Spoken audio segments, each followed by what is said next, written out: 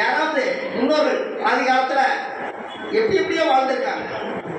அந்த வாழ்ந்த வாழ்க்கையில கொஞ்சமாவது நம்ம அர்த்தத்தோட வாழறதுக்காக ஒரு இறந்து போயிட்டாங்கன்னா உடனே நம்ம ரோஜா பூ மாலை வாங்கி அவர் மோட்சம் அடைகிறதுக்காக கொண்டே போடுவோம். அப்ப நான் சொன்னேன், நீங்க ஒருத்தர் இறந்துட்டாங்கன்னா அவங்களுக்கு ஆத்மாத்மா மோட்சம் அடையணும்.